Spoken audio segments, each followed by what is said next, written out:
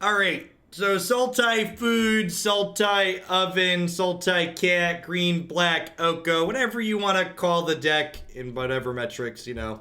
It's pretty arbitrary regardless. I like that we've got Once Upon a Time to kind of tie the room together and pick up our key creatures. We got a couple of aggressive things here at the top end. We've got quality interaction in the form of Murderous Rider and Oko.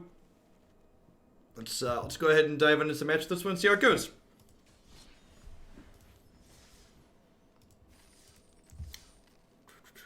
Trail of Breadcrumbs is interesting.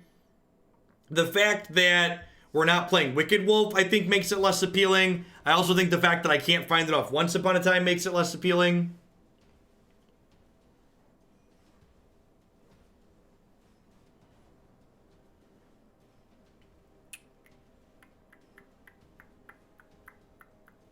The life loss from Midnight Reaper is also offset by Cat nicely, which is great. We're actually gonna play some Trail of Breadcrumbs in the Once Upon a Cat list later today. The 4th standard deck that we're gonna get to. Sure. Hopefully this Once Upon a Time finds a 1-drop. I want to see that list. You can see that list right now in the deck queue on my website.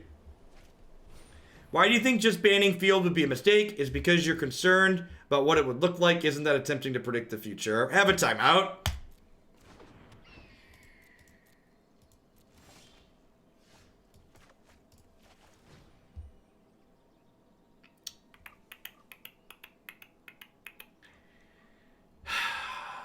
Do I want a Rankle or do I want a Scryland? I think I want a Rankle.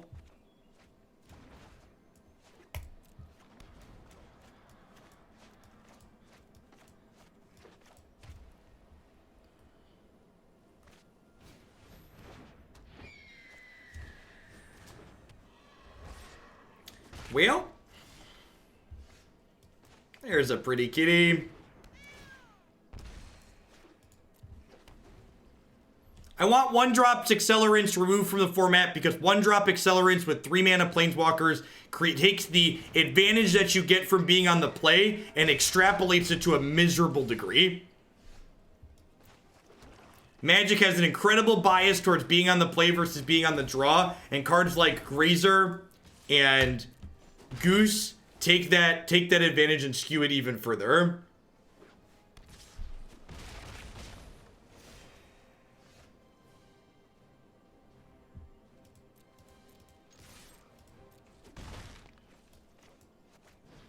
It is sub-only chat, but if you send me money, you can still chat. Yikes.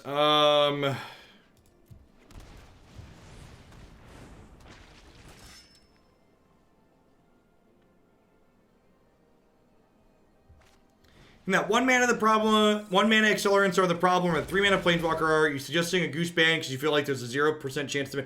I think it's both, Burgle. I also think it's part of the fact that you should ban cards that aren't particularly interesting, and you should keep the cards that are fun and powerful. Playing with good cards is fun. Like, I play Magic to have fun. Playing with a card like Oko and the lines it creates and the things it does because it's powerful is sweet. Playing with Goose is just good. I wouldn't classify it as sweet. So I would ban the cards that aren't doing anything particularly elegant and keep the cards that are powerful and interesting to play with. I think the context of everything, the power level of everything is context dependent.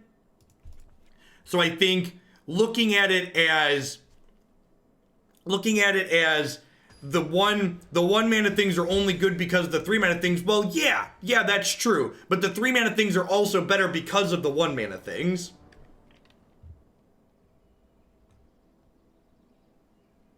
No, I don't think it would be fine if Goose and Grazer were only one was legal. I think that just makes it higher variance.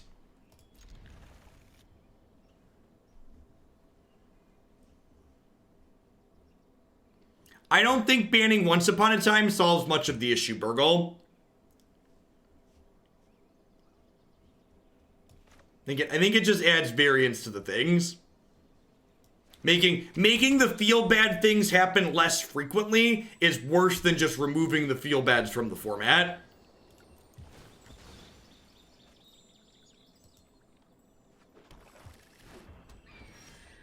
Don't get me wrong. Once Upon a Time is like very, very good.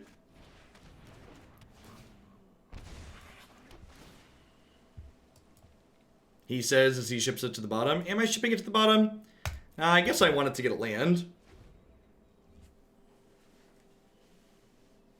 We have survived by playing Goose as a blocker. I didn't have double green. Did I have double green? I don't think I had double green. I thought I had Swamp, Watery Grave, Overgrown Tomb.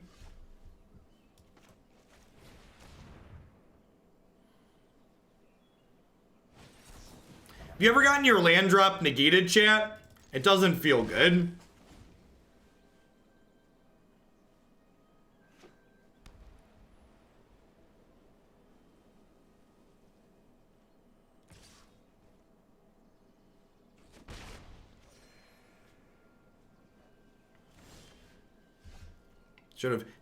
Should have bottomed once upon a time. It was a mistake to keep it on top. Obviously.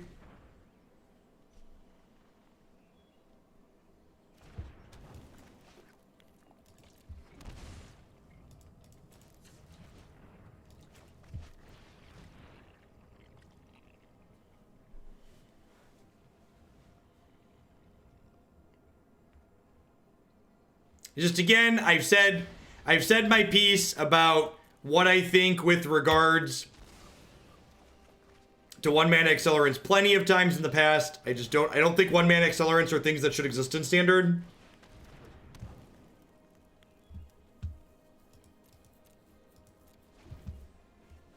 I think Magic's a better game without cards like, especially Standard is a better game without cards like Land War Elves.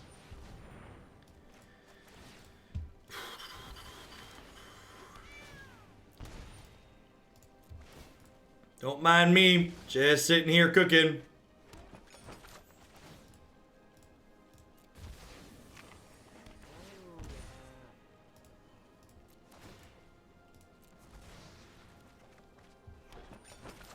Cat, it's what's for dinner.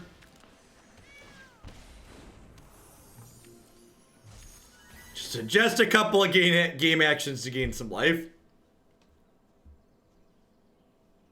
Came for the Magic content, stayed for the conversation, and incredibly low tolerance for crap. It's refreshing. Thanks for the 3 months. I appreciate you keeping me around.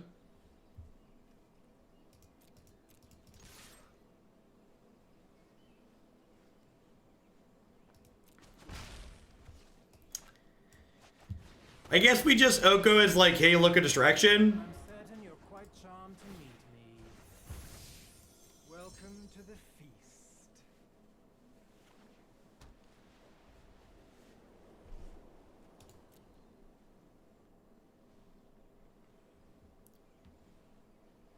It does eventually make more food for the cat. You're not wrong. Interesting. They're not killing Oko. They're just like keeping him down. Oh, they are killing Oko. Got it. Yikes. I see you don't share my vision.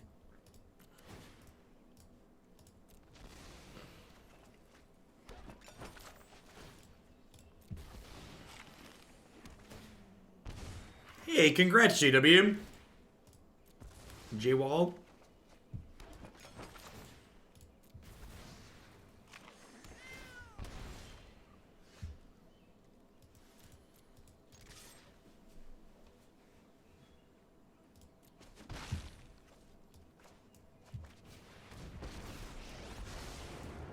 Walk with me, sing with me. I will enlighten you. It's not poison. Trust me. It's not poison, trust me.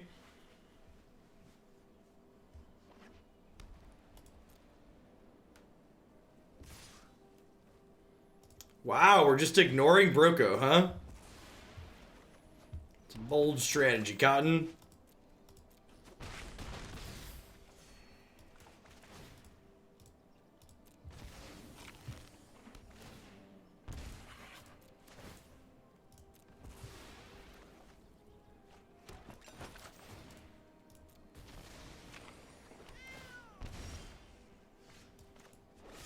I think I'm grasping the Sealer Hawk.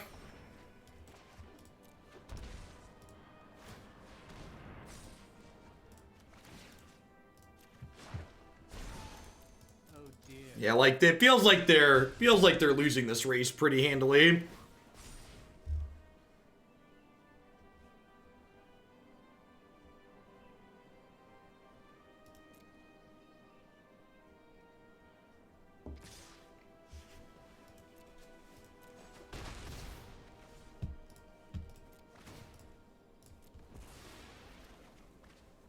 Yeah, which is Seraph would be upsetting. Why?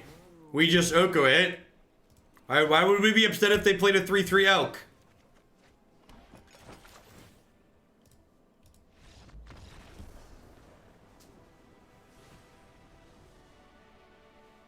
Oh, right, Broco. Yep.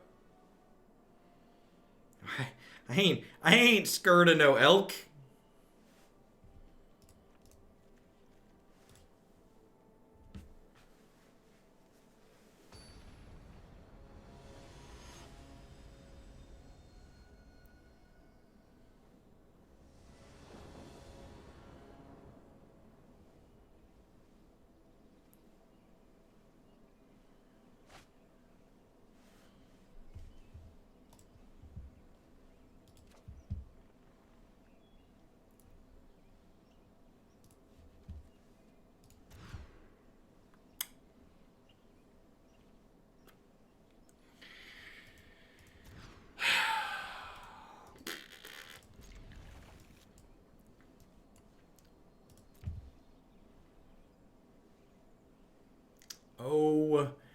Oh, Magic the Gathering.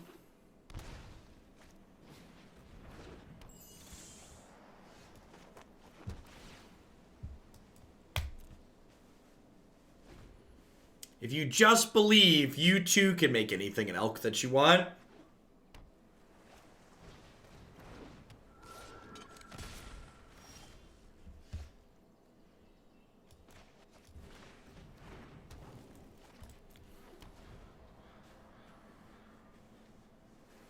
Well, double Noxious Grasp against this opener is not great. Hopefully they play a Lord this turn.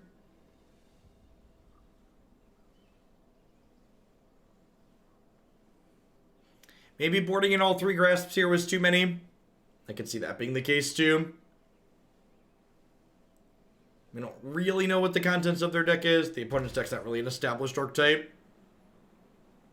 That's kind of tough to know. Thanks for making my 5 hours in the train a week fun. Ivo, thanks for the 5 months of support. We're having a wonderful Wednesday wherever you're at.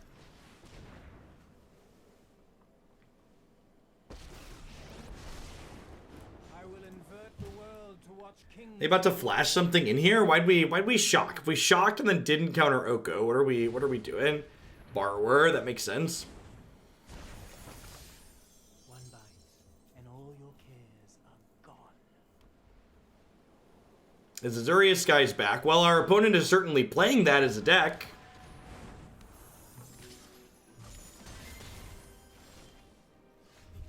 Well, you know. Walk with me, sing with me. I will enlighten. It's not poison. Trust me.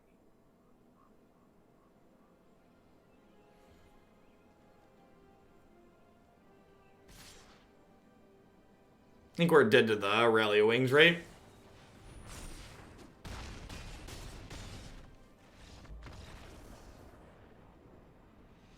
It's been a rough day so far. It's been a rough day.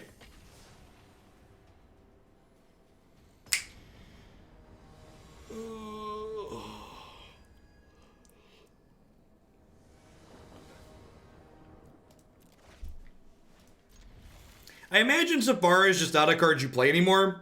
You just like go wide and play the Lord.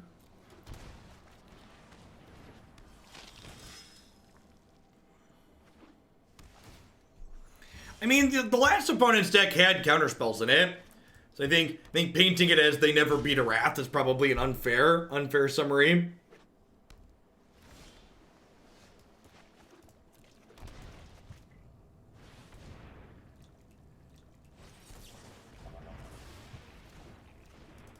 So we're playing against Flash then.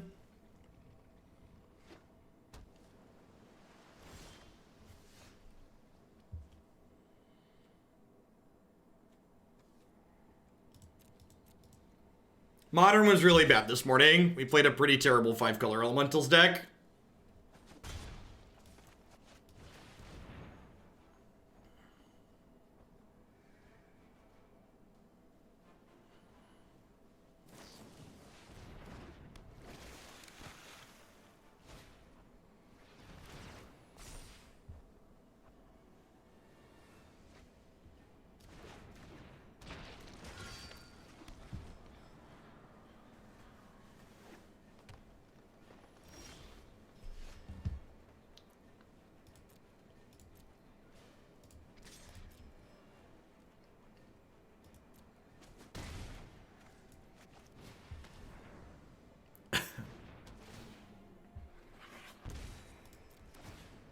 So let's trigger Midnight Reaper or Knight of Ebon Legion here nicely.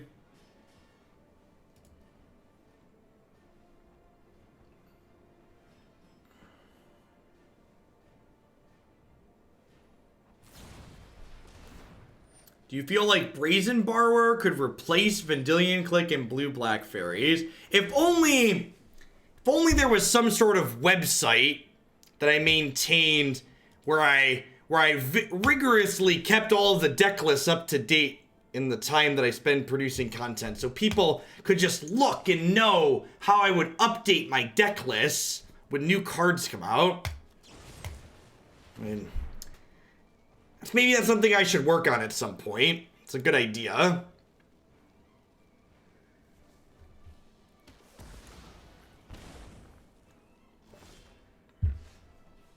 You don't think it's worth it? You're right. I bet even if I took the time to do that, we'd still get a lot of people asking questions about things.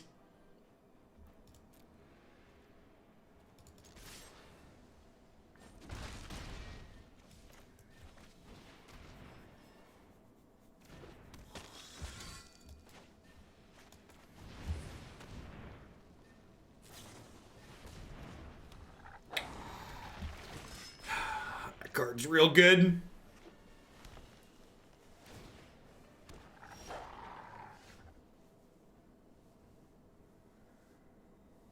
You probably get a lot of new people here. The person that just asked that question has a 6 to 12 month subscriber badge next to their name. Let's look it up. 7 months subscribed. So probably been here longer than that. Listen, I know it's very rare in 2019, but we believe in personal accountability here and teaching people how to help themselves.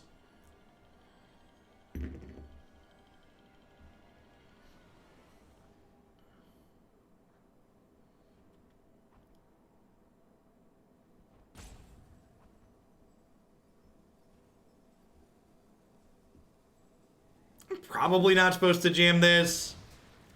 Feels like we're pretty dead here regardless.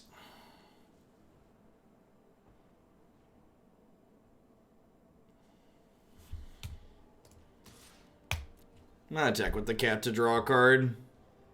Or to deal a damage, you know, either one works. We could draw an oven or a tapped land that we want to play here.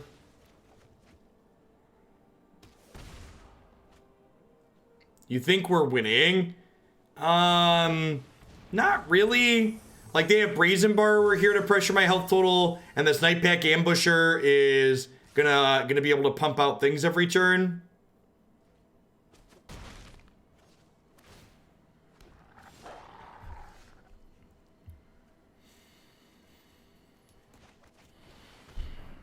You assume our next 2 to 3 spells aren't gonna resolve, and we're gonna take our entire turn to have them not resolve. That countered our spell and make their threat larger. So, like I said, feel pretty behind. Ilmarian, thanks for the 18 months. I appreciate that. Welcome back. Thanks for keeping me around.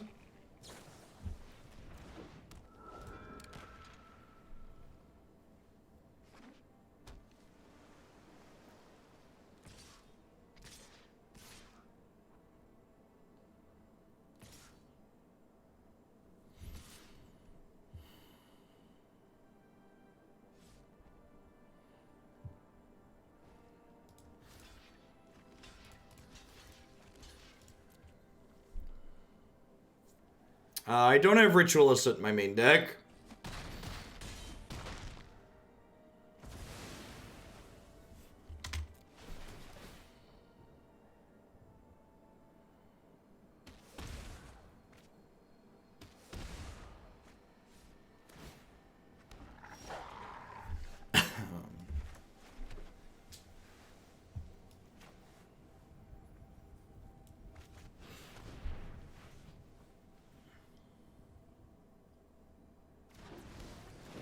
Right? And like Rankle trades with Brazen Borrower, but like Spectral Scalar's still sitting here drawing them cards. Or not. Sure. Probably doesn't matter.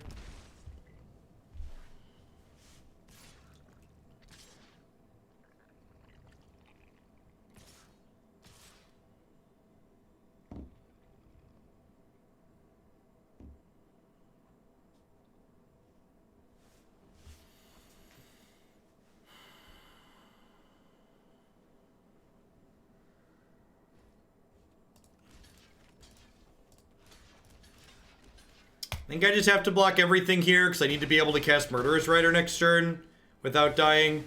So like if I only chump this, I die to my Murderous Rider. So if this is a blank and the top card of their deck's a blank, we could be okay. So we're not dead on board with this attack currently. Dead to any unsummon or counterspell though. Frilled Mystic will also do.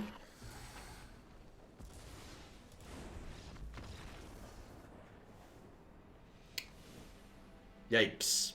Alright, I got some Veil of Summers here to bring in some trophies and some Noxious Grasps to cut this kind of expensive, clunky top end when I just take our curve and drag it down here a little bit so we can be a little bit more efficient and get under them potentially.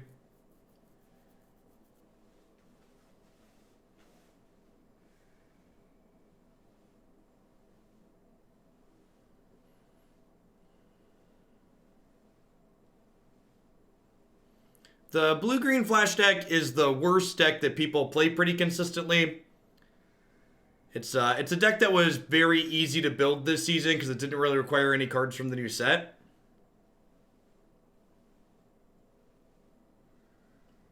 It's also a deck that's very satisfying to play. Like, it's proportionally satisfying to play as it is frustrating to play against.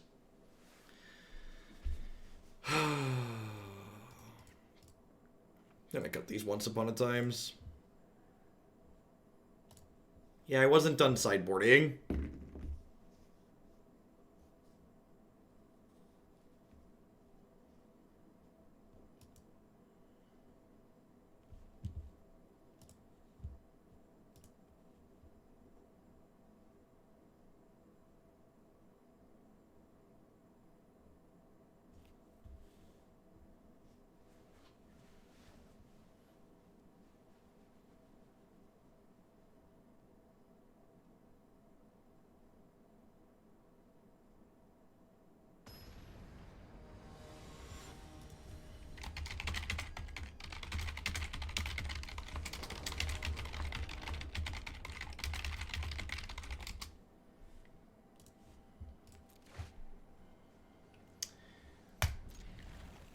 All right.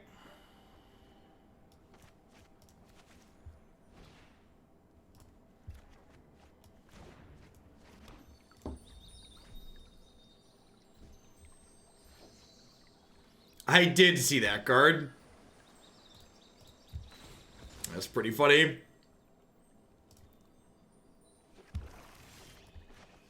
Ooh, that's a good draw. Go thing here.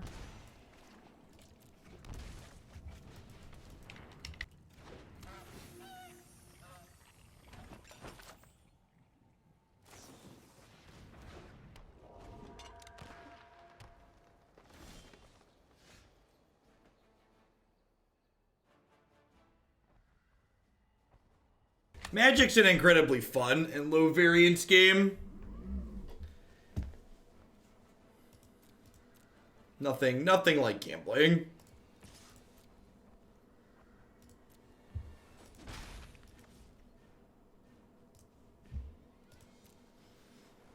Hey, thanks for the 9 months, guard. Welcome back. I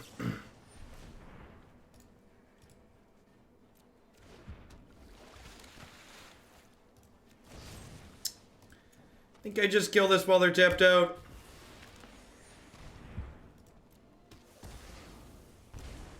You want me to cast Oko? I think casting Oko there is a mistake. I don't want to run him into a negate or a quench when I have 3 Veil of Summers in my hand.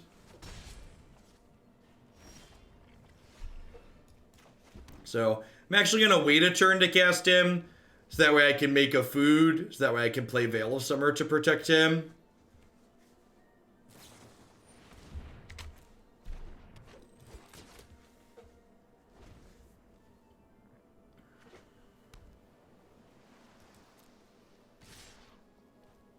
Remember when we illegally used a yellow rat as our resub symbol? Oh, I clicked through blocks.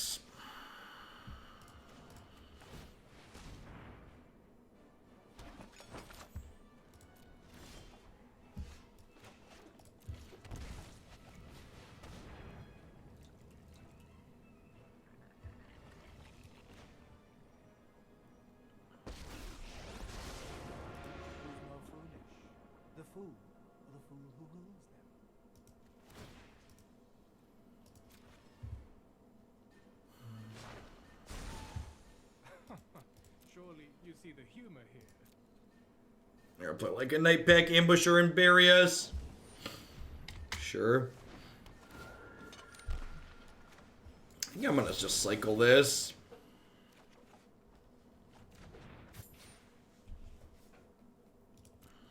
Oven's not a bad draw.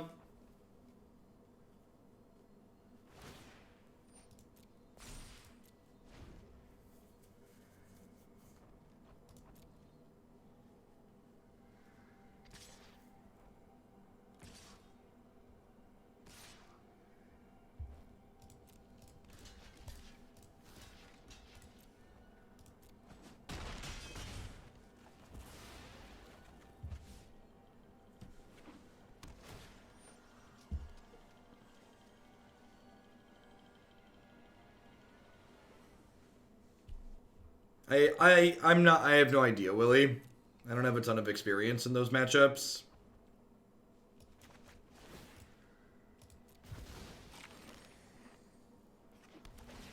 The amount of times you need to play a match to have a good feel for it is pretty high. Generally more than I play any given deck here on stream.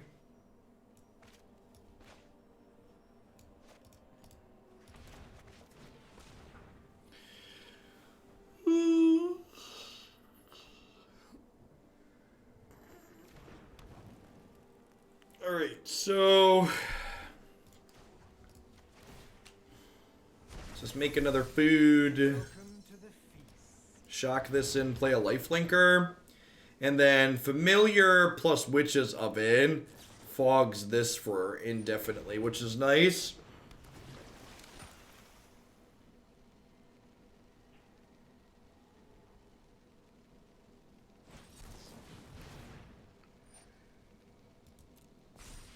Do I Veil of Summer to save a food? I think that might actually be worth it. So I could just pay 2 here with the goose, but then like I have to sack a food and I have to tap the goose and take another damage here, which neither of those seem very ideal. It's like I have this Veil, I might as well burn it.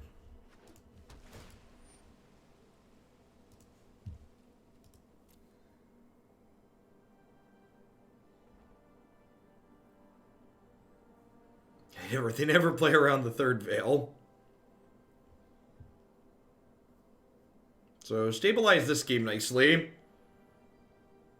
We can dodge. Even if they hit the dog at this point, we might still be okay.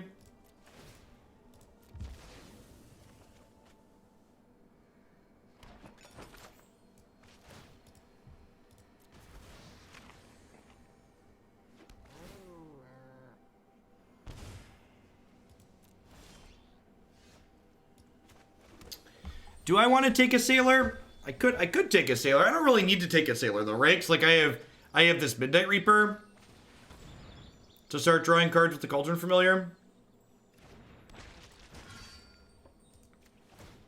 I found Epic Downfall to be kind of medium. It's pretty narrow overall, is a big part of the issue with it. So, like, it's good when they have, like, exactly Wolf, but there's plenty of games where, like, those decks don't ever draw Wolf.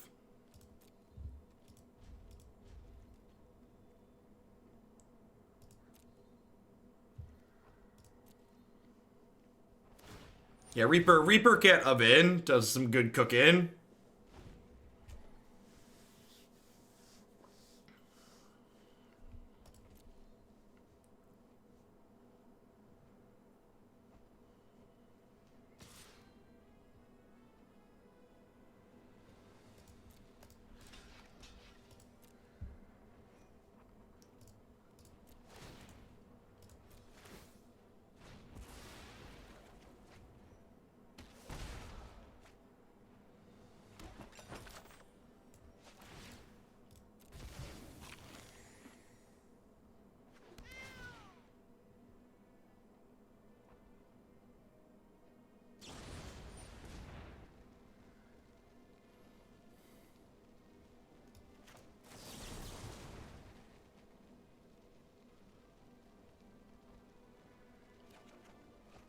So I'm playing Veil of Summer here because this lets us counter that, which is nice.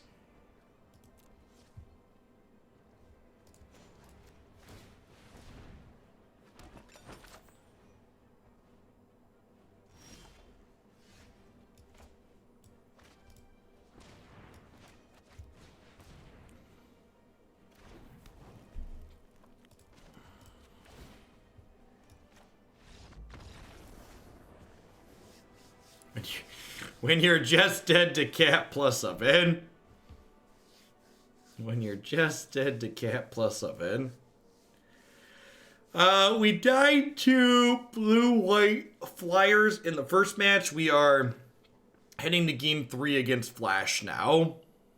I think I'm happy with how I sideboarded. I don't think this is a Soot matchup.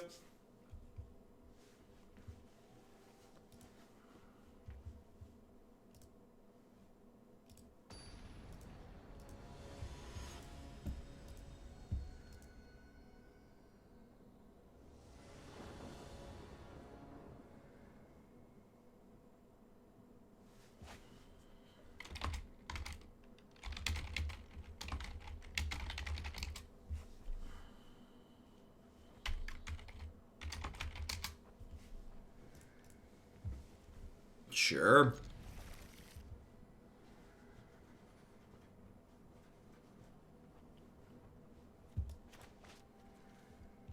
Welcome back, K-Dog.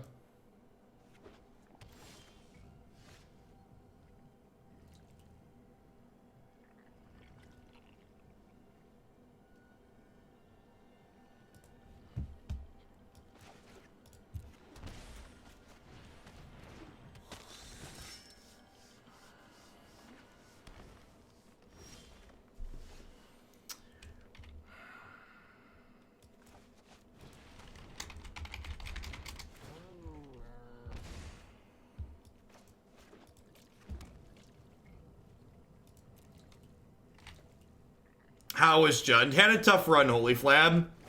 We got railed by Teamer Planeswalkers, and then we got slaughtered by Esper, as foretold. It was not a particularly good scene.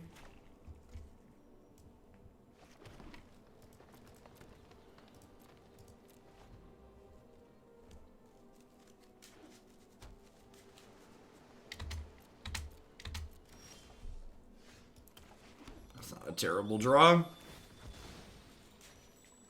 Resubbing for the cats. The great Weezago. Thank you for the third of a year. Quarter of a year. Let's do fractions.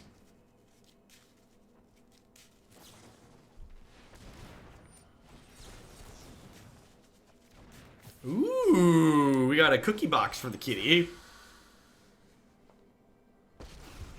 All about that cookie box. Make the cat a 3/3, shall we? Your new look is enchanting.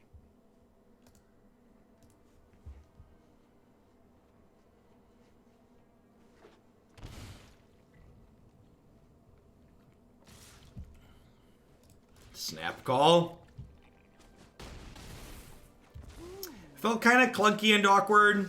It has the big issue of that, like, it just, like, kind of sat there and flooded out, basically. Like, you're a deck that has a lot of mana sources that also doesn't have a lot of sustained card advantage.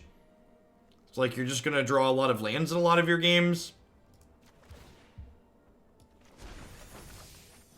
Right, care to postulate on what their deck brought in for this matchup. I have no idea. The opponent's deck has a lot of different variations. And, like, speculating on what they brought in doesn't really help me. And, like, even if I had their deck list, like, what they're going to bring in and what I would think they should bring in are different things as well.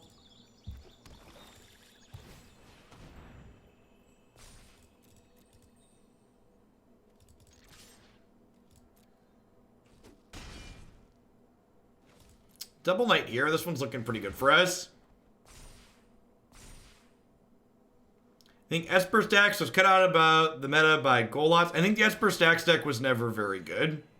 I think it's annoying to play against. I think the Esper Stacks deck is a lot like this blue-green flash deck, in that from an emotional perspective, it feels worse to play against than you actually are in the matchup. So people are more inclined to think their matchup is bad just because playing the matchup is miserable. Returning Familiar to the battlefield, a counterable action. It is a activated ability. So if you have something that counters an activated ability, you can counter it.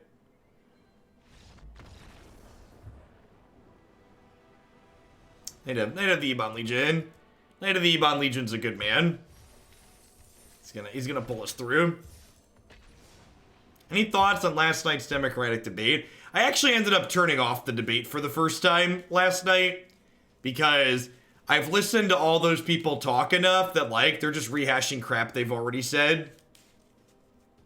I think half the debate stage, or maybe even more than half of that debate stage, shouldn't still be up there. There's a bunch of people still running that have no chance of getting the nomination, and they need to get out of the way so the people who actually have a chance at getting the nomination can talk about their ideas and people can understand them better.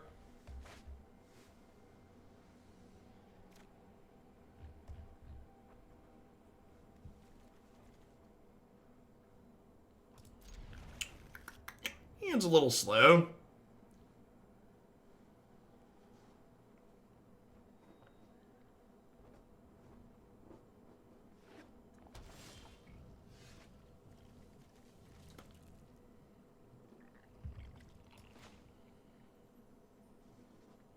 I don't think the issue is that they're doing it so far in advance. I think the issue is that they haven't thinned the field enough yet.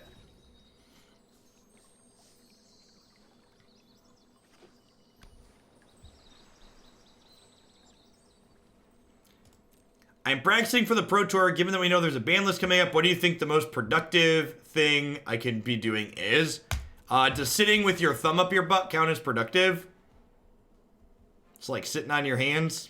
There's really nothing you can do. Like, I don't, like, I actually posted a message asking if, like, if they make ban list updates, if they will impact the MCQ, and, like, they just haven't answered me. So, like, I have no idea if I can test for a tournament that's a week and a half from now, because there might be a ban list change by then, which really sucks.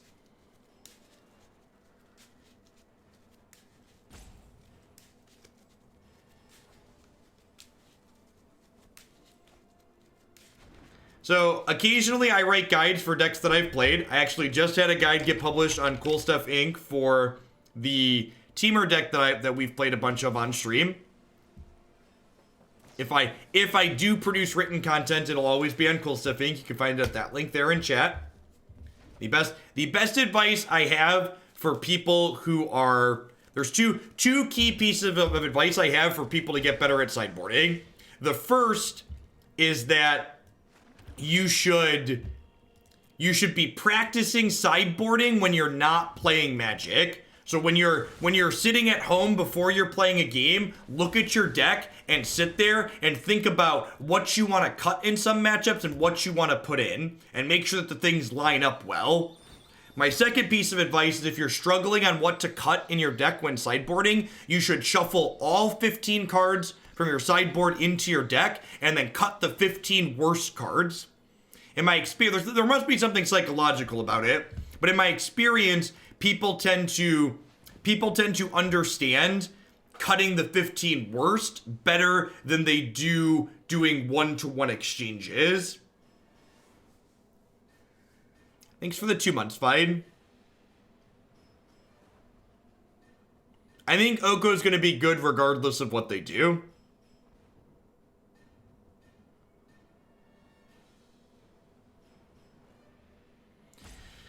I don't know what I want to do here. All of my options kind of suck. Casting spells in this matchup before you can double spell tends to feel bad.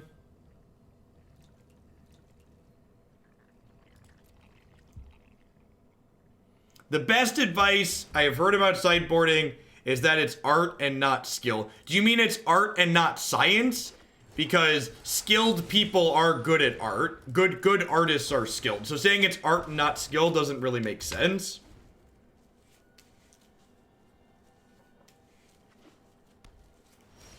So here's the correct answer, and this is one of the reasons why people are bad at sideboarding on average is because they're bad at deck building. Sideboarding is an extension of deck building. And if you're struggling with how to sideboard with a given deck, that's probably because your deck is built wrong. Decks that are built well tend to have well thought out sideboards where there's clear ins and outs. Where like, okay, in this matchup, I have 4 cards that are bad, so I need 4 cards that are good when you're constructing your sideboard. The wrong way to build a sideboard is to look at a matchup and go, this matchup's bad, so I need to board in 4 cards here, or 6 cards here. The correct way to build a sideboard is to look at your deck and go, I have 4 cards that are bad in this matchup, so that means I need 4 cards in my sideboard to bring in. You shouldn't build your sideboard and then figure out how you're cutting. You should look at your main deck and then build your sideboard accordingly. Building your sideboard is part of building your deck. It's a one all-in-one process.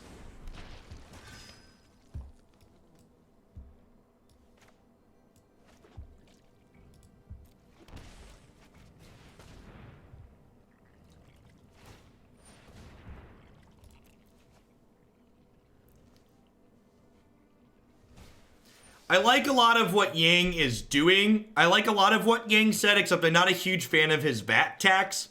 VAT taxes tend to be regressive, and the bulk of a VAT tax tends to be bore by people who have less money than others. I think I broke Oko more. I attacked my opponent's electrostatic field with my elk. After they blocked, I turned it into an elk and it died. Yeah, that's definitely how magic works.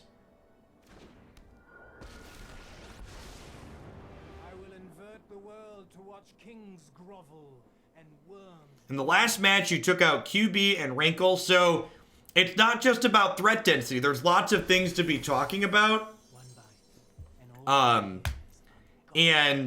so, like, in the last match, I cut my 4-cost cards because 4-cost more expensive cards tend to be worse against counter spells.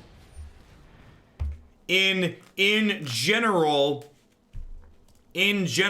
you want to be lowering your curve against these counterspell heavy decks because the key to beating them is being able to generate double spell turns early.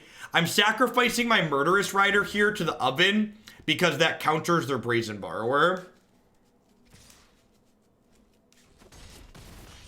You fear your truth.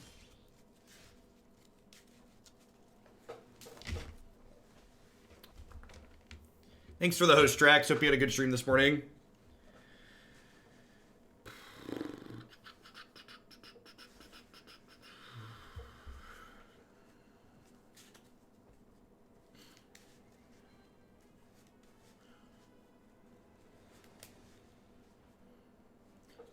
I think that's horseshit, Brave Earth. I think that's FUD. I think this idea that you have to be a career politician to do anything meaningful is nonsense. I think the country very clearly feels the same way. In large part, Trump was elected because people didn't want a career politician. There are a lot of people that voted for him not realizing the racist misogynist that he is, because they just wanted someone who was off Washington, basically. Oh, I shouldn't have tapped my black source.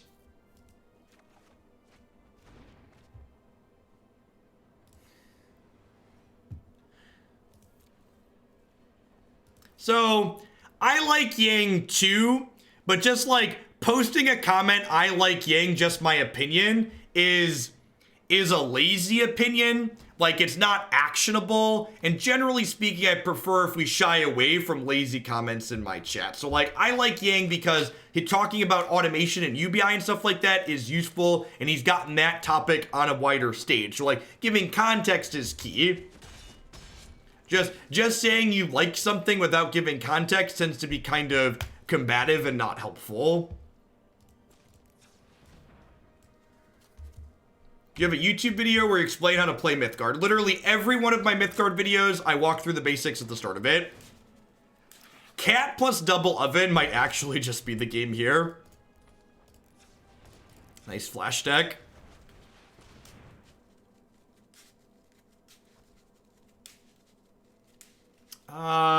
Second cat doesn't really do anything, right? So I think we just take Rankle here. Had a $2 tip. Thanks for that. What you said about planning your sideboard by looking at what you need to remove and selecting for board cards, the best advice I've heard on sideboarding in the year I've been playing. Thank you so much. Thanks for the tip. I'm glad you enjoyed the topic.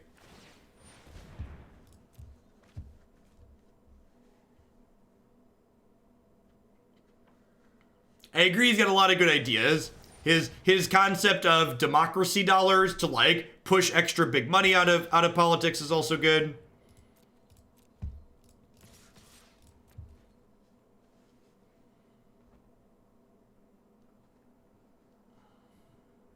I mean, to be fair, anybody who like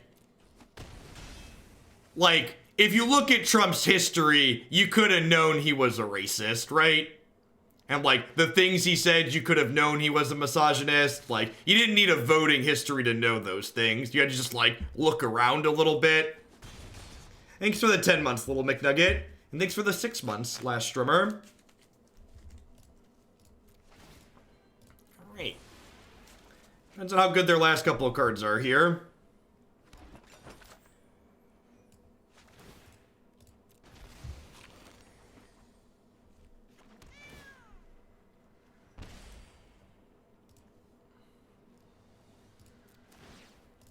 We played mono black. We've not played mono black with Cat and Oven.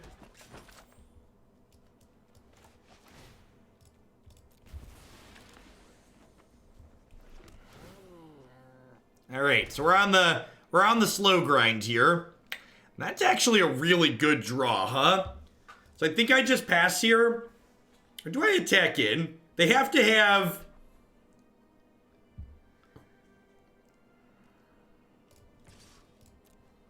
They have to have, like, an ambusher plus a counterspell here, which they could theoretically have, I suppose.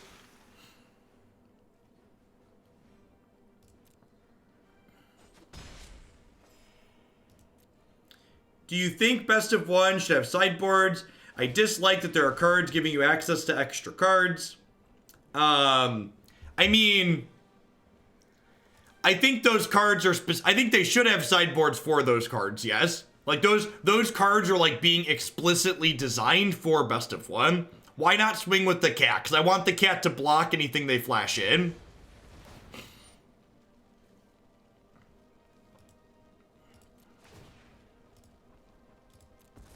So sideboards in Best of One are for cards like Mastermind's Acquisition, etc. That's what they're referring to.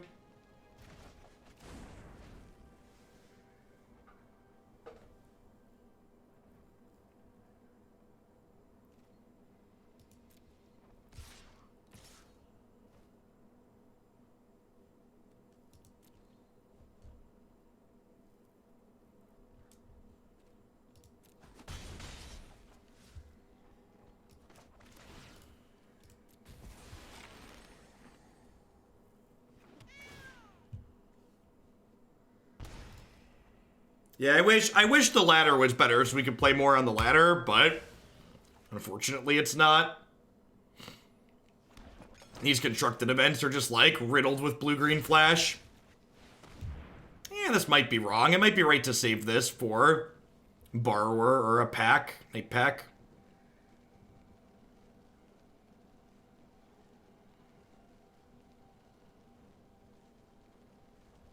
Just get a second account with all the cards to play ranked on, obviously. Yeah, obviously.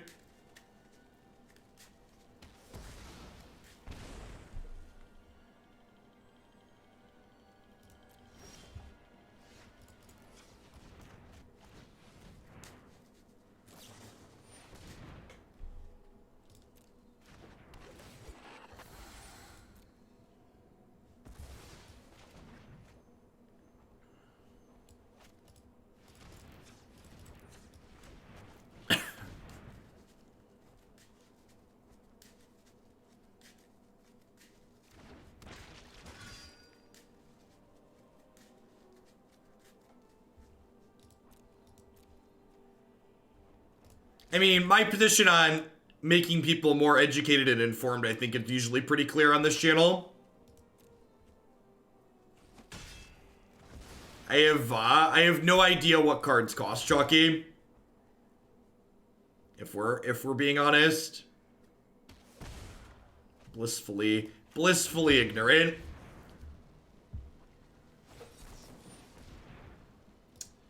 Well, I mean, it feels a little bad to get quenched there, but at the same time, it means that they're not playing Brazen Borrower this turn.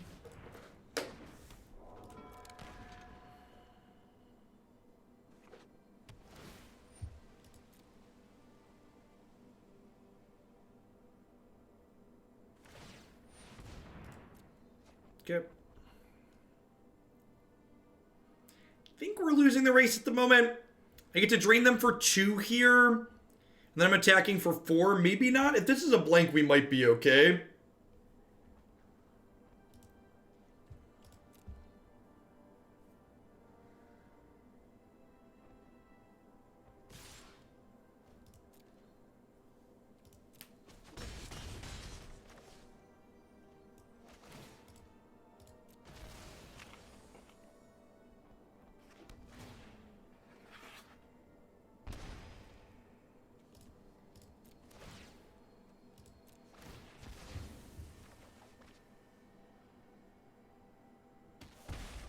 Yeah, that's true. Ooh, Goose is real good. Goose is like, great, huh?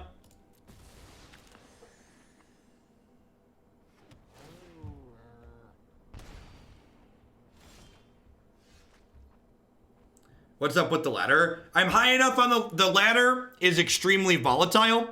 And I'm currently high enough on the ladder that the game theory optimal play for my position is to not play ladder matches.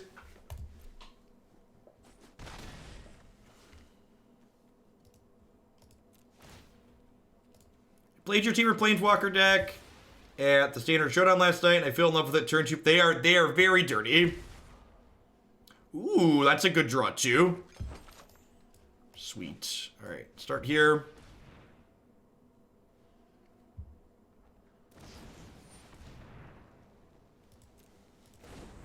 You can always find all of my articles on Cool Stuff Inc. here.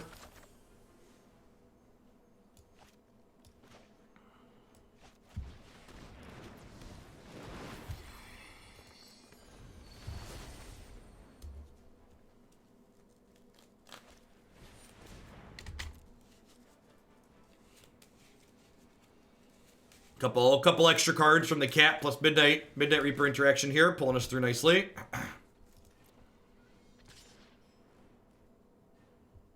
Yeah, the Goose gives us a bunch of life potential as well, correct?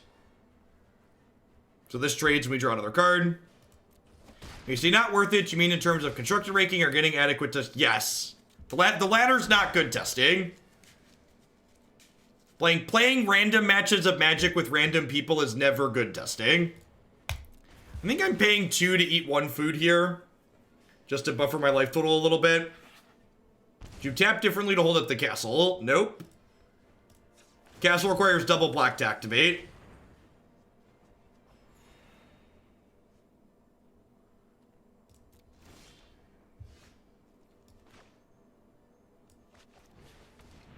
I think we're just on the drain them out with cat plan at this point.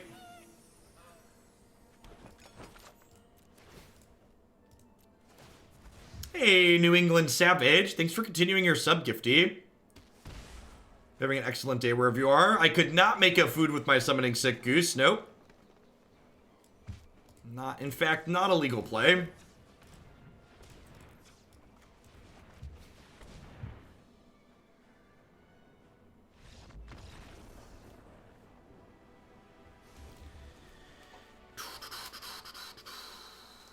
Maybe I do want some Rankle post board here, just because it blocks.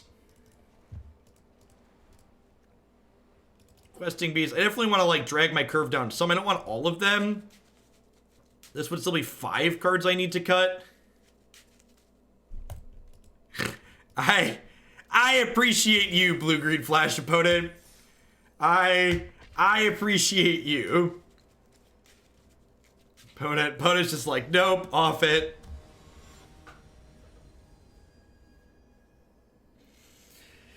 It's very rare that I'll say I played a perfect game of Magic, but that second game in that last match, that was arguably a perfect game.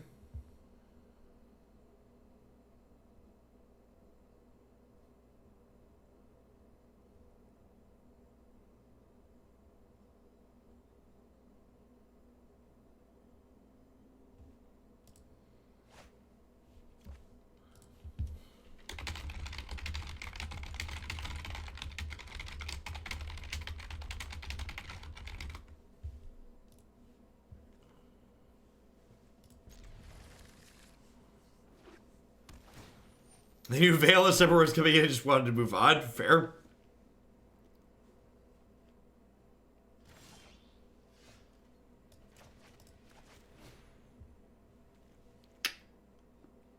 Sure.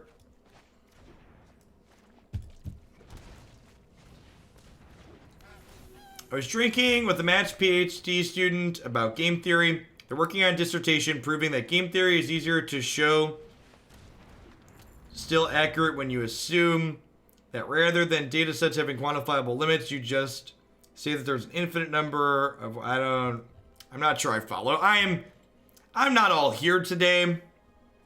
I was up late last night, and then I woke up early this morning, and it's just not been a good mix.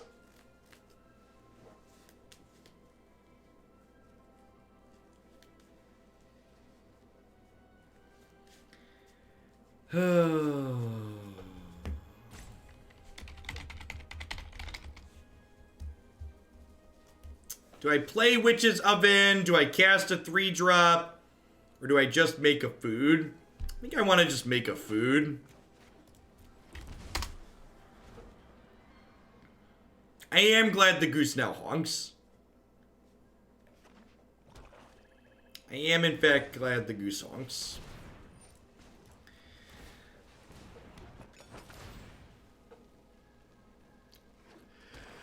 Feel like we're about to get outvalued hard here. We'll see how this goes. Are we just questing beasting? I feel like we're just questing beasting.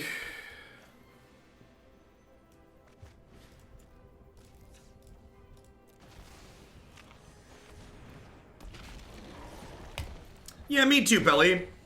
Looking forward to a little variety in the stream. Modern in the mornings have been wearing on me anyway, so replacing some Modern with a different game for a little bit sounds great. Which, I guess I should quantify that statement with some details. People that don't follow me on Twitter, 1, you should. 2, the Mythgard game that I'd streamed a little bit of, the people that make that game offered me a partnership to do some sponsored streams between now and the end of the year. So starting next week, I'm going to be including some Mythgard in my regular streaming schedule, making 2 afternoons a week.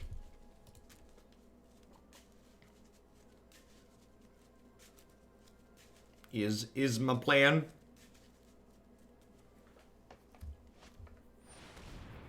That's rude.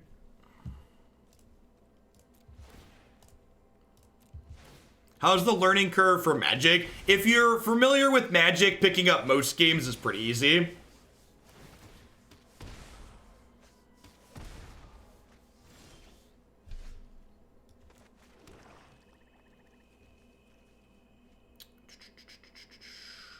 Oh, I should have ovened the beast for an extra food. Right. This card does makes more food if they have higher toughness. That is correct. I always forget that.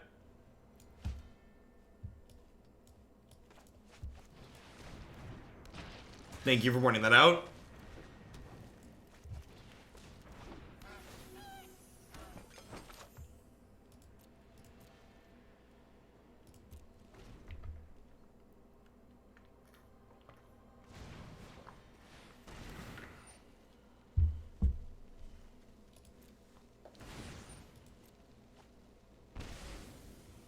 I don't mind watching Mythgard. The estimated cost for building a real deck seems high for a game that I don't know if it will last. The cost of it is at worst on par with most of the other digital card games that are out there. Harbinger, thanks for the 8 months. I appreciate that. Welcome back. Thanks for keeping me around. I'm not sure how we beat a bunch of 5/5s here.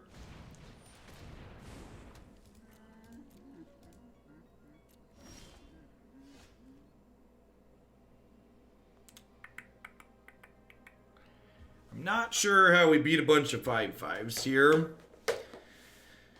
Yeah, I guess we just rankle them, huh?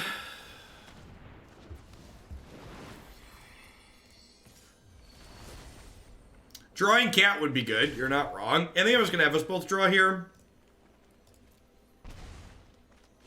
Ooh.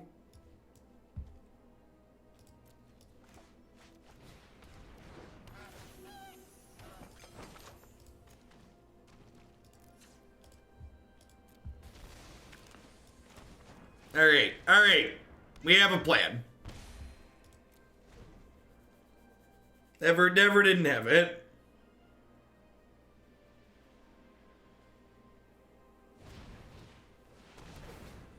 Well, as someone who's put a lot of money into Magic and a couple $100 into Mythgard, it's saying it's more than Magic is definitely not accurate.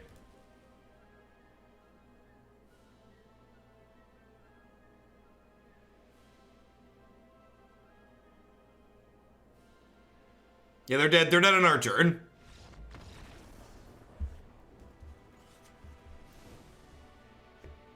Even if they draw Finality, they're still dead there, right?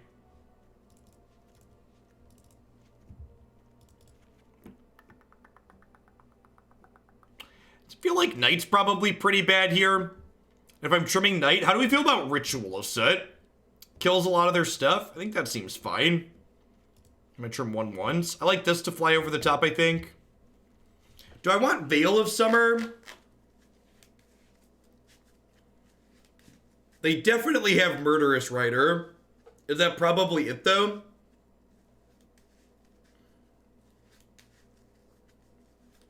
Yeah, I agree, Belly. And unlike Magic, the decks in Mythgard aren't, like, full of 4x Mythics, because Mythics can only be one of in your decks.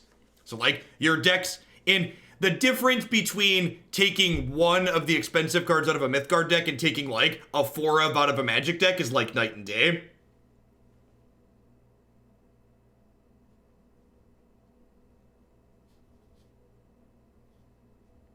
I'm just gonna run it like this. Yeah, we'll see. If they have Grasps in game 2, I'll bring in the Veils. We'll see. A lot of our threats aren't even green. So their card acquisition system is a mix of, they have both Dust and Wild cards. So little column A, little column B.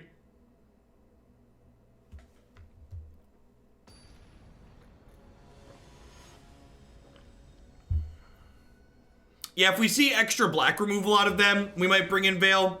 But for now, I think less is more.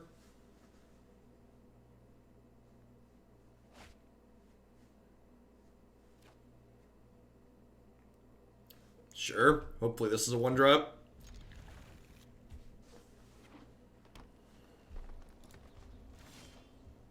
Look at that. Nothing but net.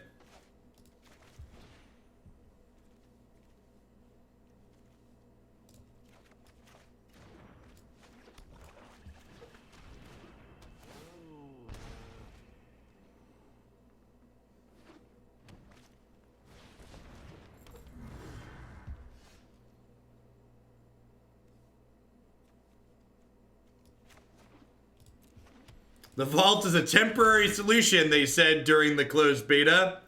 It'll be gone eventually, he said to himself, looking at the final release. My opponent kept a hand without black lands and no ramp giant. Yikes.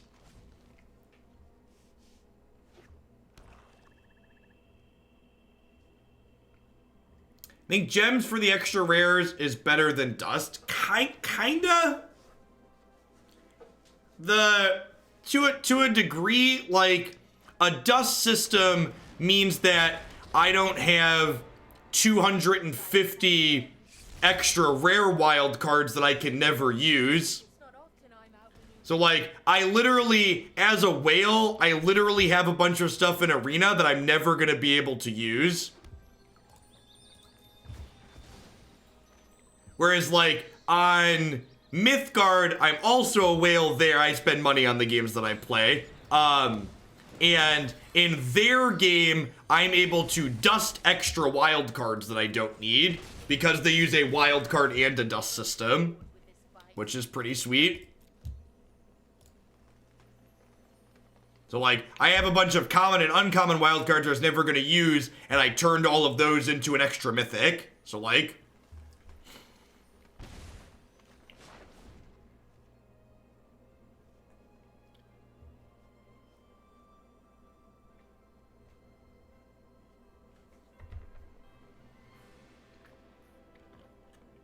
The reason I never got into Eternal, yeah, because it's a bad game. Eternal card games like Fisher-Price Magic. It's like a bunch of Magic professionals sat down and were like, what if we stripped a bunch of the interesting parts out of Magic and made it fast?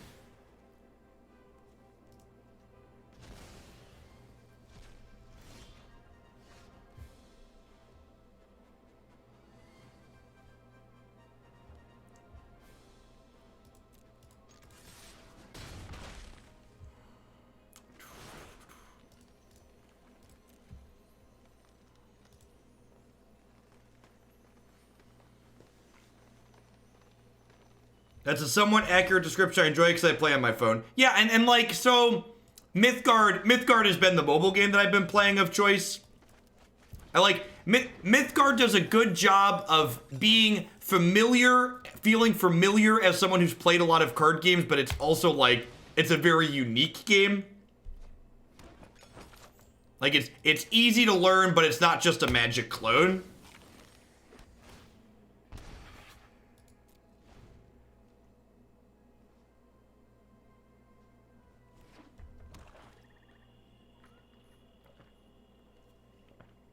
I mean, they technically haven't given me any money yet, Sticks. They will at some point. That's the plan. I have a contract with them. But technically, I'm still just down money on Mythgard, so I've given them a couple $100 so far. Psychoologist, thanks for the 13 months. I appreciate that. Welcome back. Thanks for keeping me around.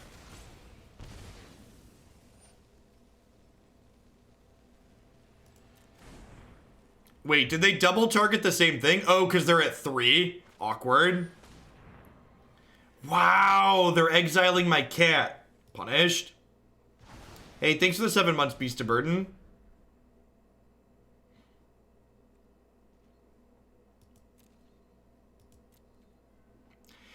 At this point, you stream so much and are going to get Mastery Pass plus be able to do your quests each day that you could go infinite would not actually need. I don't think that's true, Kid Martin. So it takes about 200 packs to complete a common uncommon rare set in Magic Arena, and I had about 100 packs worth of currency from last season. I don't have an affiliate link, just feel free to go and sign up. There's nothing, no direct referral link at least yet.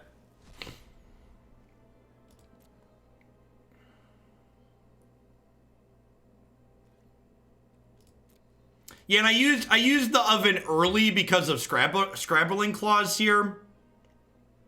But maybe that was wrong.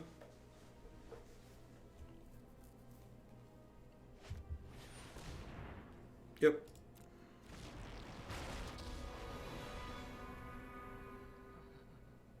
I leave dead bodies wherever I am, ready to Kind of bad sequencing here on my opponent's part, giving me a chance to kill their planeswalker before they use it. Don't be surprised if we meet again. Goodbye, Vraska.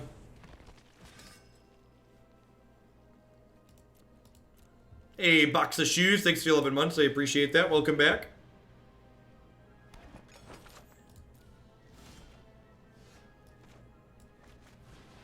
Thank you, Broco. I appreciate you. Every tale about me is absolute nonsense. And absolutely true. Surely you see the humor here. Yeah, but if I bring the cat back and I'm not responding to it, Unode, they can respond to me bringing the cat back by exiling it. So that's why I sequenced the way I did. Because if I want to sack the cat to the oven and then bring it back, they'll exile it in response to me bringing it back. Is the issue.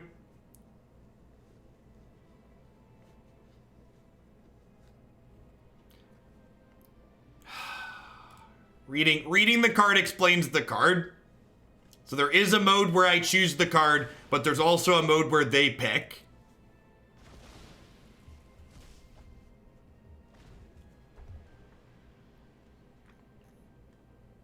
Yeah, you have to have 2 foods in play to play around it.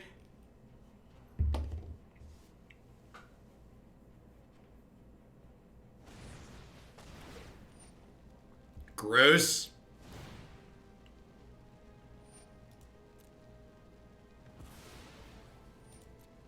Alright, well, cat's lethal if they're gonna murder this.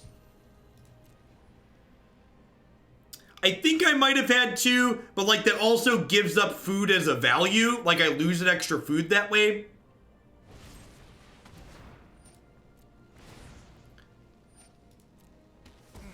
You're too close-minded. So like they have to target Oko twice, which counters the actual Rider here, which is funny.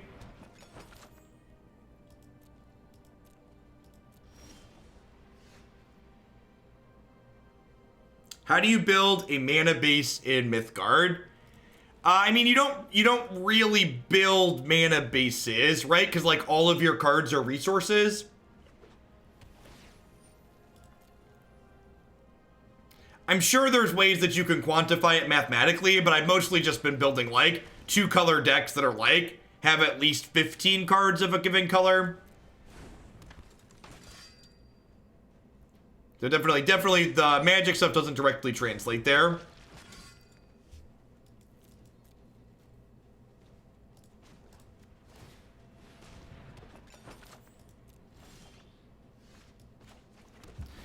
I don't think I Ritual of Soot here. Their clock is pretty slow.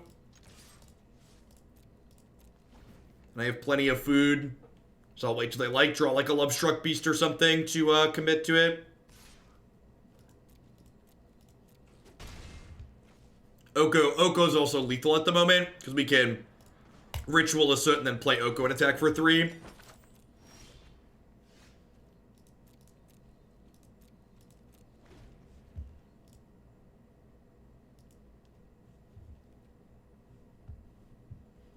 Sinbar, I unfortunately don't have any idea what's up with your Prime. If you're on the desktop, you should be able to check and see when your Prime's available again. It should also list where your Prime is currently used.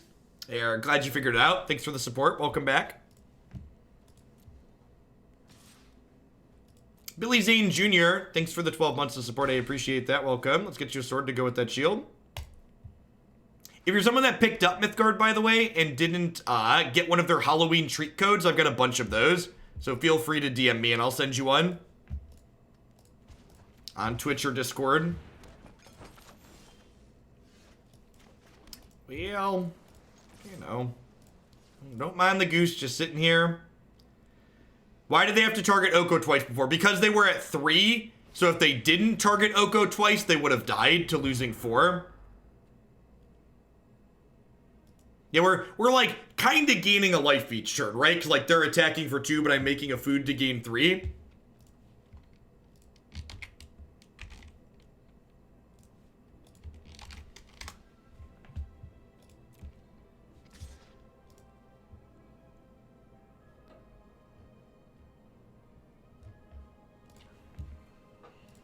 think I'm probably going to start cracking some of these food to gain life just to keep my life high.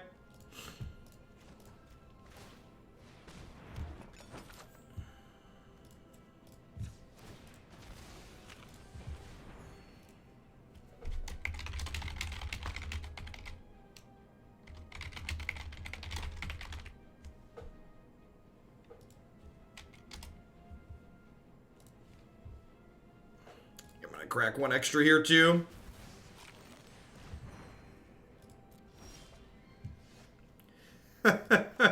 I think I'm gonna hang on to that for post-Ritual of Soot.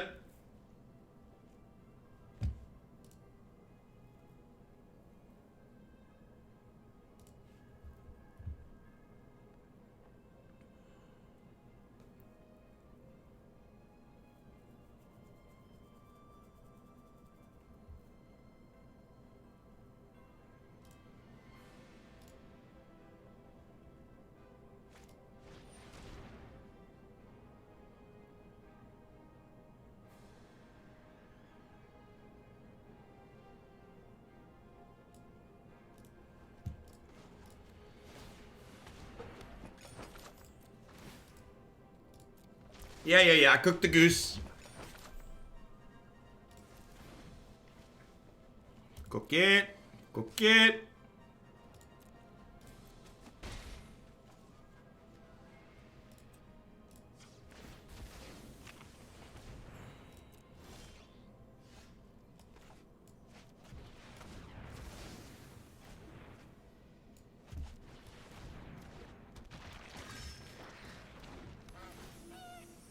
Alright, sweet. We can cash this goose in for a card here, too, thanks to the Witch's Oven.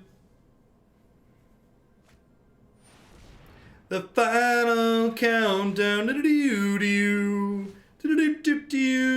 Looking for a cat to end the game. Just a cat now. Meow, chat. What a pretty kitty. Took us 27 cards, but we finally found the cat.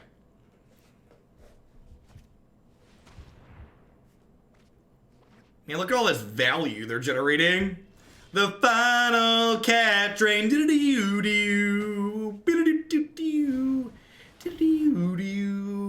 Hey, Bill Allman, thanks for the brand new Prime support. I appreciate that. Hope you're having an excellent Wednesday wherever you're at in the world.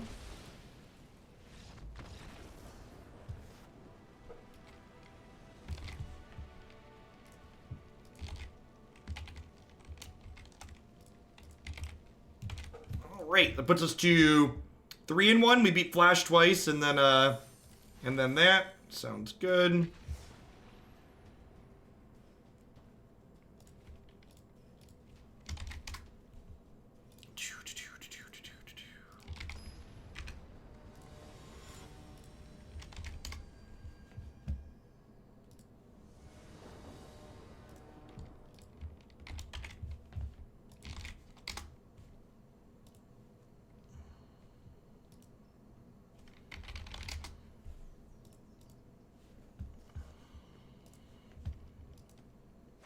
How has this felt? It's been all right.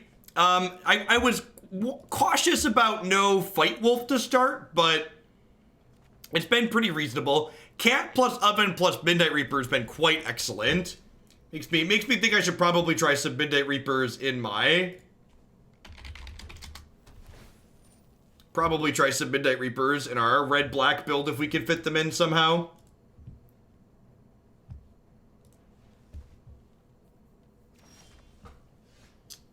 It's a pretty good draw. Have any family pets, or is 2 kids plus Twitch chat enough to manage? The latter. The latter. I think I'm down for backup Roko. I think Midnight Reaper is the reason people are playing Fear of Chandras. Maybe. I don't know. I don't know if that's a reason to give up Chandra. Chandra's like pretty messed up. Especially with not only Oven, but Chandra's good with Rankle and Priest as well. Other people Other people have not been playing for Priest of the Forgotten Gods, which just seems like straight absurdity to me.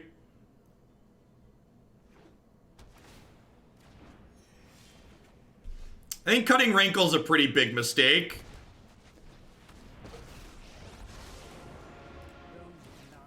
Like, so the purpose of dragging your curve down by cutting, the purpose of dragging your curve down is to make your deck more aggressive, right?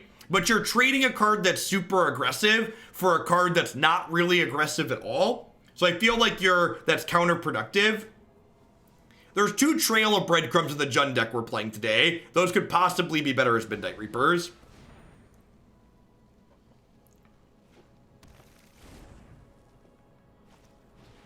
Yeah, Rankle's like your shiny new Hell Rider is a good comparison. Oh, did they just miss a...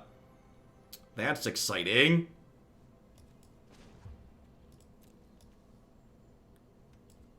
They missed a land drop there, huh? Huh?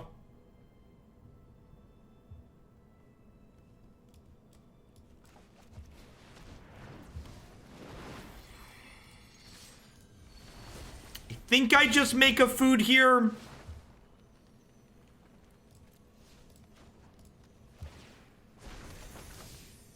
think a little merriment is in order.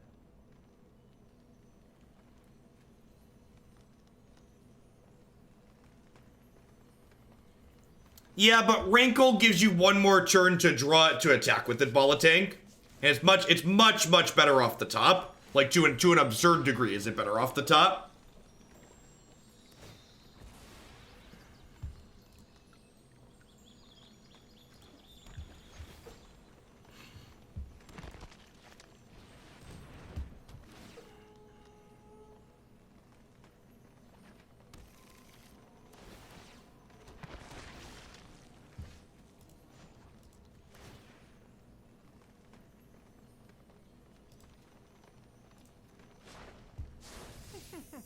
Oh, I'm dumb. Why did I do that? Oh, I just threw this game. That's unfortunate. Alright, so I should have traded them the cat.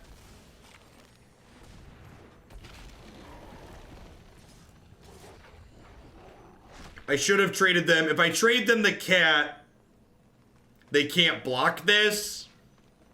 Yeah.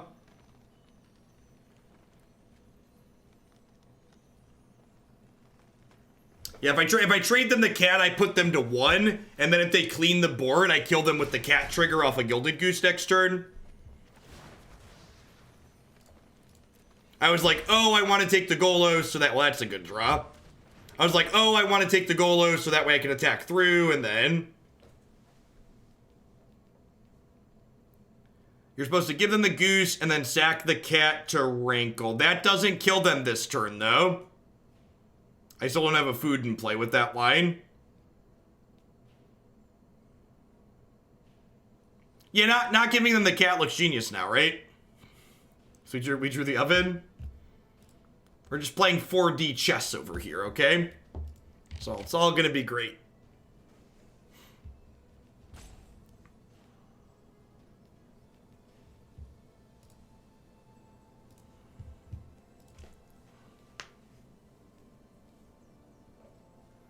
Yeah, I had a food poly, but I didn't have double green. So like I needed that food to make the green to cast the Questing Beast.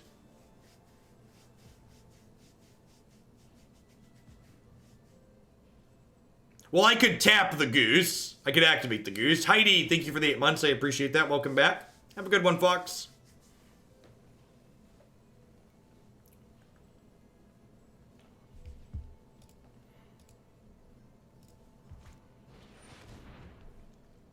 Sure. So we're gonna take Oko. I assume they could take the oven. They could take the oven or they could take Oko. Those are the options.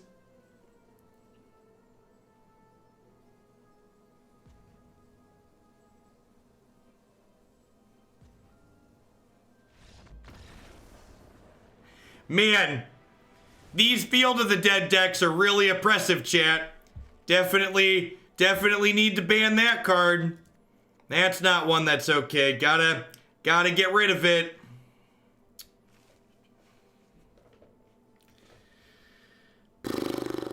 I'm going to cut Murderous Rider here. I'm going to bring in a couple of trophies, maybe. Yeah, maybe not.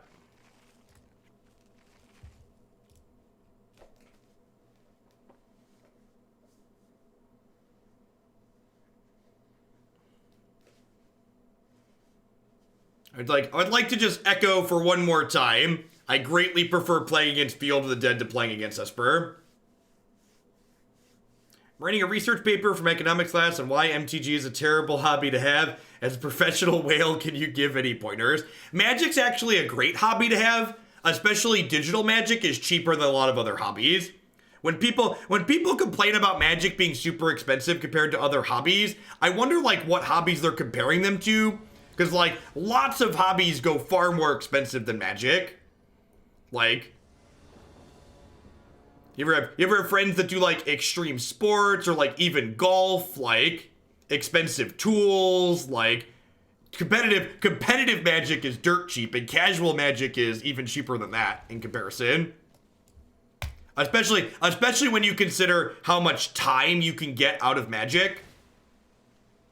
Sure, Magic's free though, Demir Spy. I'm sure you could do archery in a way that's really expensive too. Like Magic has levels, right? I just spent $1,500 on a new soundbar for my TV.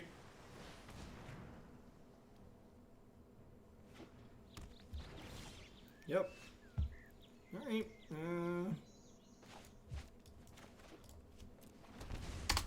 They give us something to stroke, we'll stroke. If they don't, we'll make a food.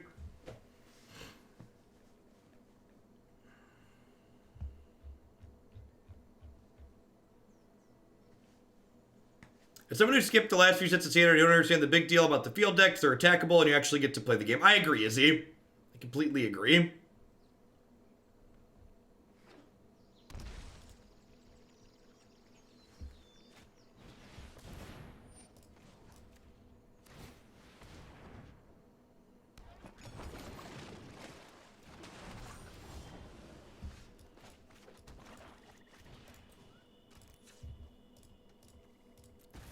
Hey, Virtual Realism. Thanks for the half a year of support. I appreciate that. Welcome back.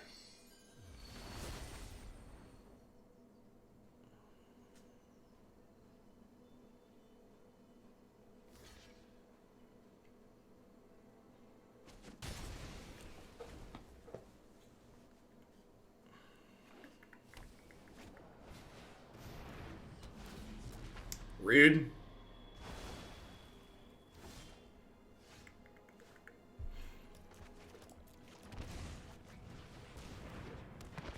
Would have been all three modes. Nah, I think just discard and draw.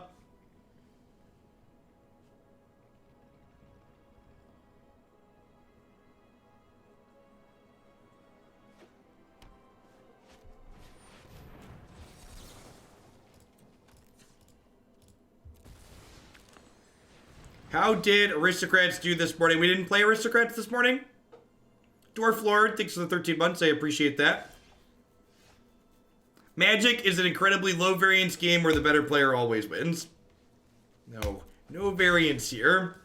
Hey, thanks for the 13 months.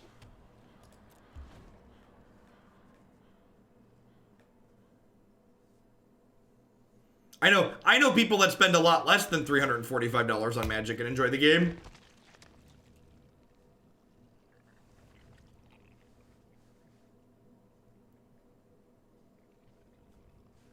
Yeah, I agree. Hobbies are as expensive as you choose to make them. What would be a good linear deck to try out? Like, mono red aggro isn't very good in this format. Oh, Mardu Knights. Mardu Knights is a good one.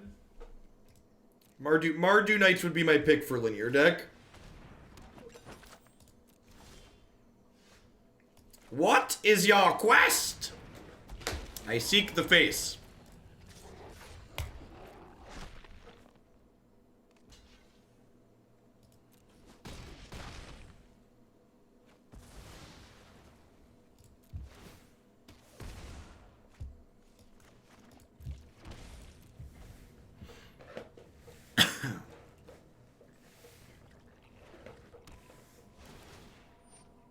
Yeah, Knights is going to be one of the go-to lists in Historic, I think, for sure. Yep.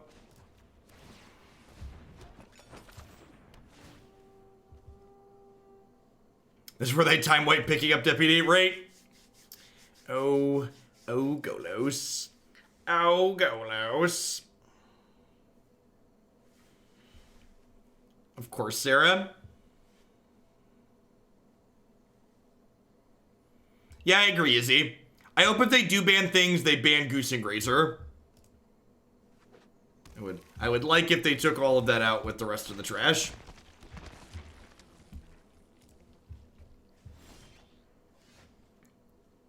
All right. Open your heart to the magic. I can't even with the standard dredge deck. It's amazing. That one is incredibly sweet. You're not wrong. Monday is ban day. I don't know. Between looking at the deck lists and like knowing that there's a ban list update coming up on Monday, most of my hype for the Mythic Championship this weekend's been kind of kicked out of my sails. It's like, well, like I care about some of the people that are playing, but like the actual decks I can't really learn anything interesting from because it's probably all gonna change.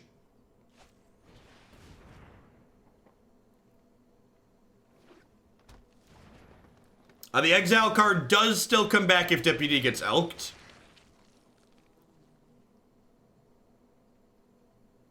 It does come back. And the reason for that is Deputy, because this is all one trigger, is what we refer to as a delayed trigger. So this trigger happening again is dependent on when this trigger initially went on the stack, not when this creature leaves. That's the distinction there.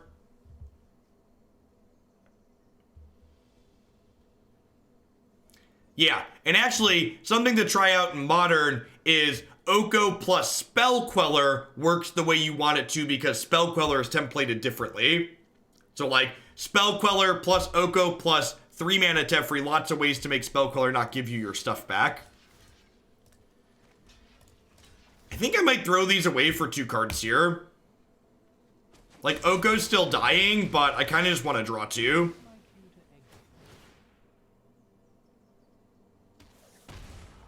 Have some rest, Bardic.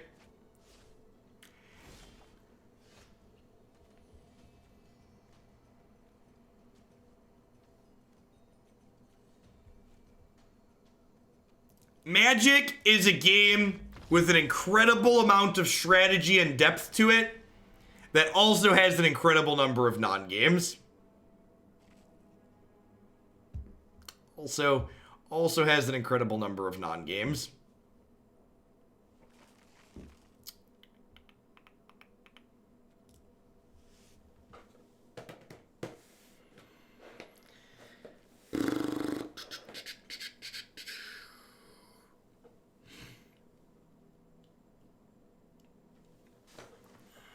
The resource system in Mythgard is such an elegant fix for that. The Kaijudo / WoW TCG style resource system, where you just like don't have lands, but you discard cards to make them lands. It's a nice balance. See, it just doesn't do anything. Has all my colors though. This double Witch's Oven without a cat just doesn't do anything. Sure, this hand's great. We'll bottom the oven. We have this.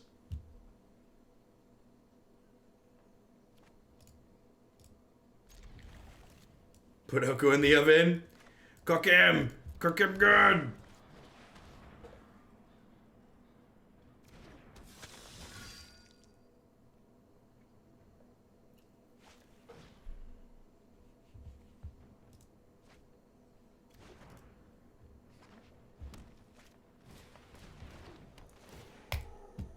Hey, look, my 1-drop aggressive creature just got negated by their ramp spell. How incredibly reasonable and natural. Don't you love when your 1-drop gets negated by their ramp spell?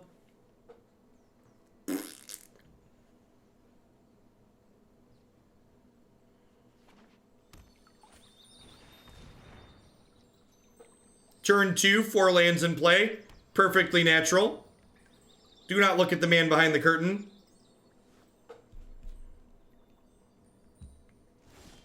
Pay no attention to the man behind the curtain. This is acceptable and reasonable.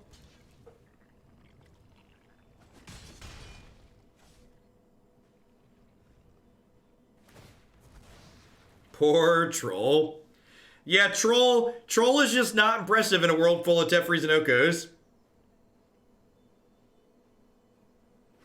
Alright, hopefully they give me something nice and juicy to stroke next turn, then we untap and Questing Beast and maybe have a shot. And by have a shot, I mean get Wrath of God and Undying.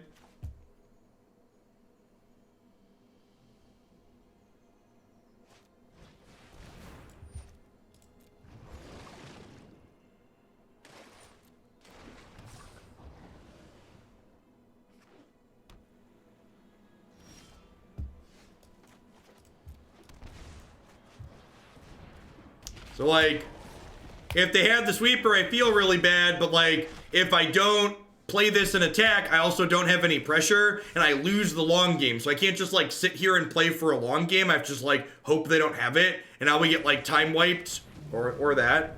And, like, I have nothing left now. Like, have to draw, like, Oko off the top here to have a shot. How about another land? Does that give us a shot, chat?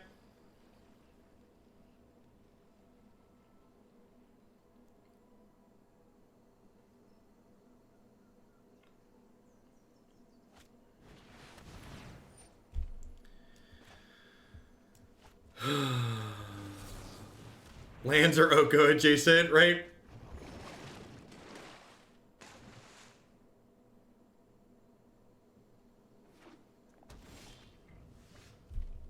Every tale about me is absolute nonsense. It's not poison. Trust me.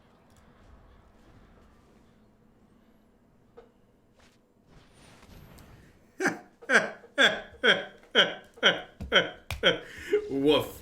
Woof.